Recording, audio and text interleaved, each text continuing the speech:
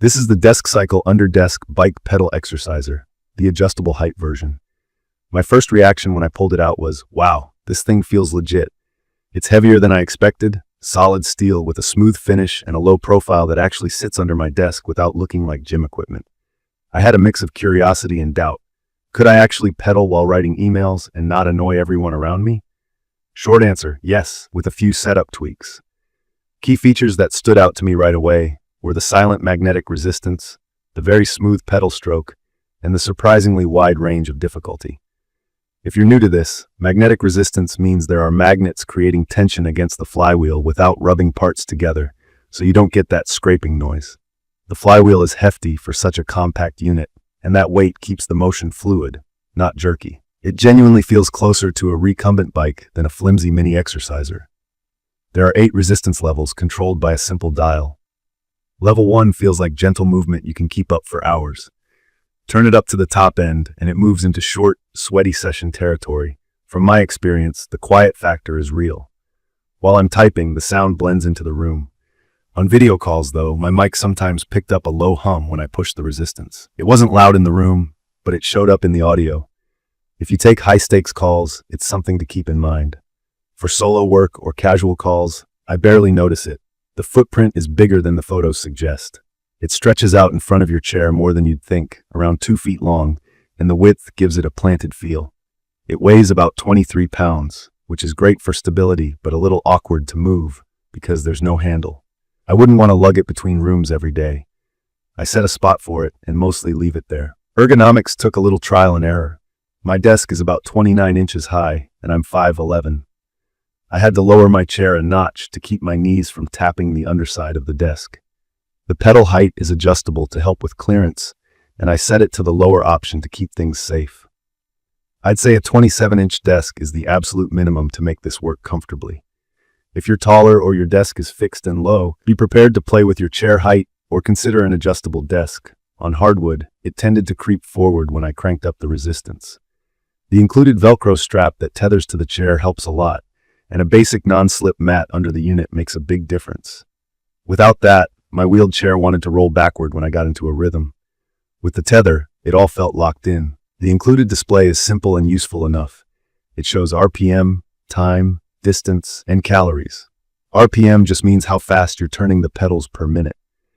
You can pop the display out and place it on your desk with the extension cable, which is a thoughtful touch.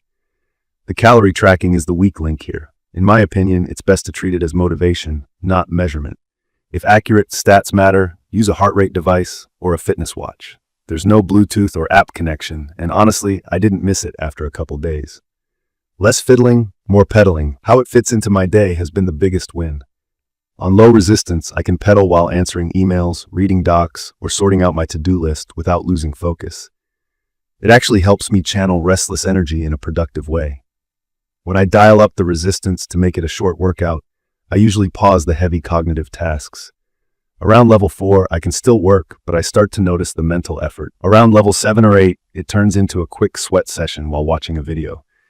That flexibility is the sweet spot for me. Background motion during work, then a few hard minutes here and there when I want to boost. The build quality feels premium. The motion is consistently smooth, no skipping or choppy pushes, and it stays quiet. The straps on the pedals are simple Velcro but generous enough for different shoes. Getting in and out is easy without bending down, which is nice for long days. If your feet are very wide, the pedal surface might feel a little small, but I didn't have trouble with regular sneakers. It's perfect for anyone trying to sit less without rearranging their entire schedule. I noticed better focus in the mid-afternoon, and I was less antsy on long calls when I kept the resistance low. Over a few weeks, my legs felt stronger, especially in the quads and hamstrings, and I picked up a small but meaningful bump in daily calorie burn.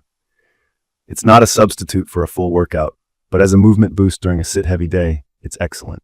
In my opinion, the biggest trade-off is the very thing that makes it great. The weight and steel frame give it that smooth, stable ride, but they also make it less convenient to move. If you plan to switch it between rooms many times a day, you'll notice the lack of a carry handle. Also, the desk clearance requirement is real. Make sure your setup can accommodate it. If your knees hit the desk, you'll get frustrated fast. Set aside 10 minutes to adjust your chair height, pedal height, and the unit position on the floor. Once you find your sweet spot, it just works.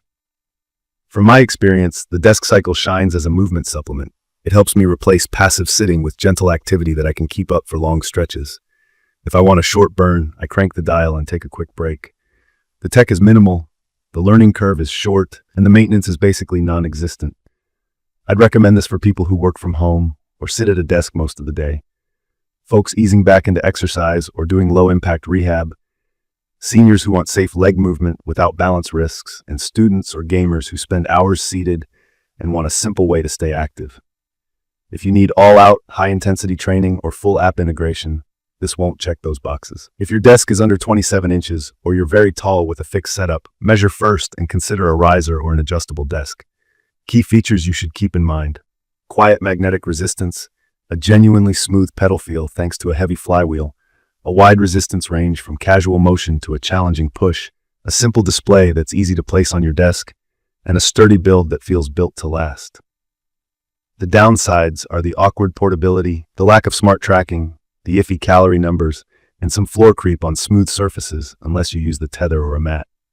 In conclusion, the DeskCycle delivers a high-quality under-desk ride that actually fits into real life. It helps me move more without thinking about it and gives me a quick cardio bump when I want it.